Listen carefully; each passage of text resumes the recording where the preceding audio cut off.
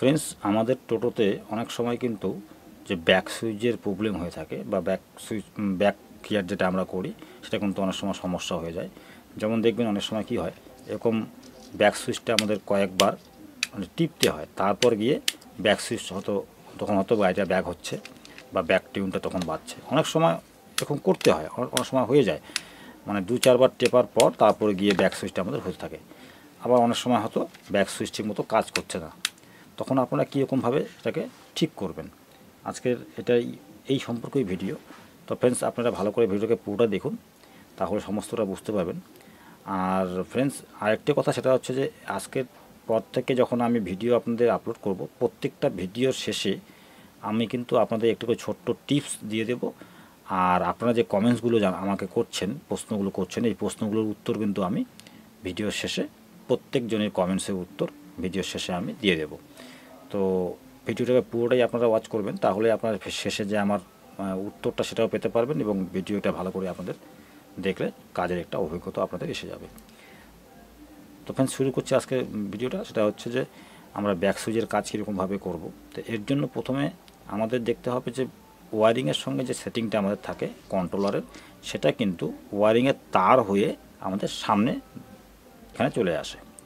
পিছন থেকে তারের মাধ্যমে জয়েন্ট হয়ে কন্ট্রোলার থেকে সেটিং হয়ে তারের মাধ্যমে সামনে এসে আমাদের এক্সেলেটারের সঙ্গে জয়েন্ট হয়। সেখানে আমরা যেমন এটা হচ্ছে এক্সেলেটার কানেকশান, এটাতে আমাদের এক্সেলেটারটা কানেকশন হয়ে যায় এরকমভাবে, এখানে এক্সেলেটার কানেকশন হয়ে যাবে। এটা হচ্ছে এক্সেলেটার কানেকশন, যেটা পিকআপে কাজ করবে, হয়ে গেল। এবার হচ্ছে আমাদের ব্যাক গিয়ার যে কানেকশন। তো ব্যাক গিয়ার সকেটটা এরকম থাকবে, এখানে কিন্তু ব্যাক গিয়ার এরকম 2 পয়েন্টে একটি সকেট এখানে সেটিং হয় এরকমভাবে।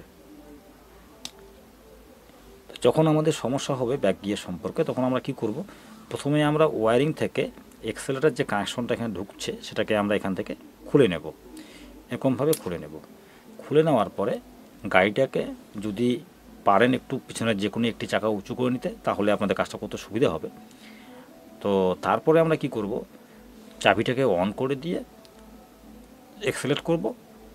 করে এক্সেলেট করার সময় আমাদের একটা কাজ করতে হবে, প্রথমে চাবিটাকে অন করে নেব। অন করে নেওয়ার পরে ভিতরে একটি স্ক্রুড্রাইভার টাইপের কিছু বা এরকম ধরনের, মোট কথা ভিতরে যে পিন দুটো আমাদের দেখা যাচ্ছে, এই পিন দুটোকে আমরা কিছু দিয়ে শর্ট করে দেব।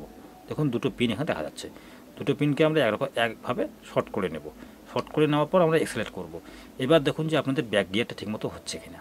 যদি ব্যাক গিয়ার হয়ে থাকে, এরপর দেখা যাচ্ছে না শর্ট করলেই ব্যাক গিয়ার ঠিকমতো হচ্ছে, তাহলে কিন্তু আপনাদের সুইচের সমস্যা। এখন সুইচটাকে আপনার ঠিক করে নিলে কিন্তু হয়ে যাবে।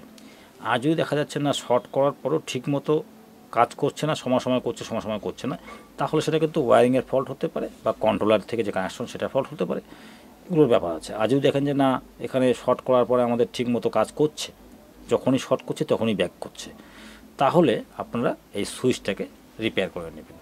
সুইচটাকে কিন্তু নিজেরাই রিপেয়ার করতে পারবেন। এখানে এক্সেলেটার পুরো চেঞ্জ করার কোনো বিষয় নেই, সুইচটাকে চেঞ্জ করতে পারবেন আরামসে। যদি চেঞ্জ করতে চান তো পুরনো একটি রেগুলেটর থেকে এক্সেলেটার থেকে আপনারা সুইচটিকে খুলে নিয়ে লাগাতে পারেন, সেটাকে ভালো করে ওয়েল্ডিং করে দেবেন। আর নতুবা আপনারা এটাকেই খুলে নিয়ে রিপেয়ারিং করতে পারেন। তো এটাকে কীরকমভাবে খুলবেন, এই সাইড থেকে এরকমভাবে একটু পাতলা জিনিস দিয়ে একটু চেপে ধরে তুলে নেবেন। তখন এটা কিন্তু এখান থেকে বেরিয়ে আসলো,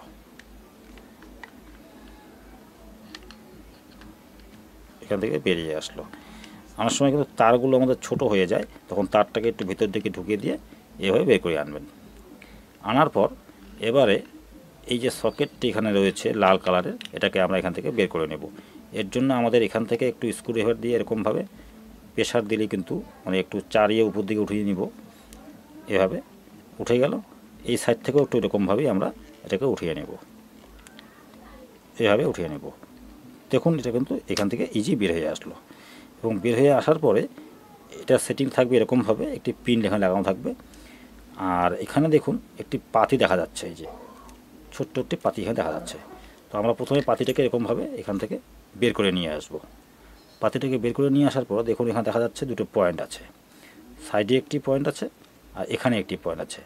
আমরা কী করবো, এটাকে সিরিজ পেপার বা স্ক্রুড্রাইভারের মাথা দিয়ে ভালো করে ঘষে নেব, একটু পরিষ্কার করে নেব এই দুটো মাথাগুলোকে।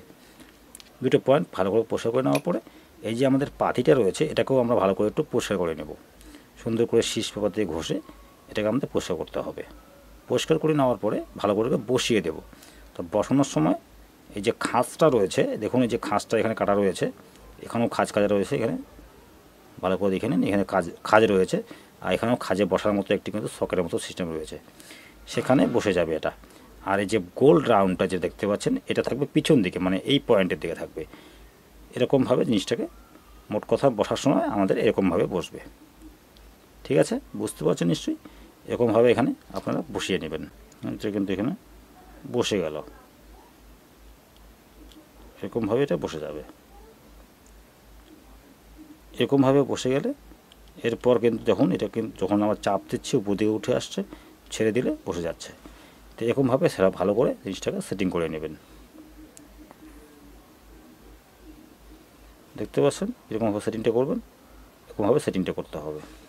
এরপর এখানে যেরকমভাবে আমরা এটা খুলেছিলাম সেরকমভাবে আমরা এটা লাগিয়ে নেব। এটা আবার উল্টে যাবে, এরকম তো আবার সমস্যা হয়ে যাবে।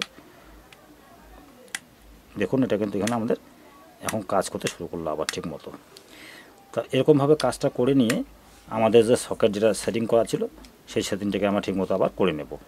করে নেওয়ার পরে দেখব যে আমাদের কাজটা ঠিকমতো হচ্ছে কি না। এবারে সুইচটাকে আমরা অন অফ করব। এবার অন অফ করে দেখবেন কাজ কিন্তু আমাদের শুরু হয়ে যাবে। যেরকমভাবে একবার সুইচ টিপলেই আমাদের ব্যাক গিয়ার হয়ে যাবে। এরকমভাবে কিন্তু কাজটা আমাদের করে নিতে হয়।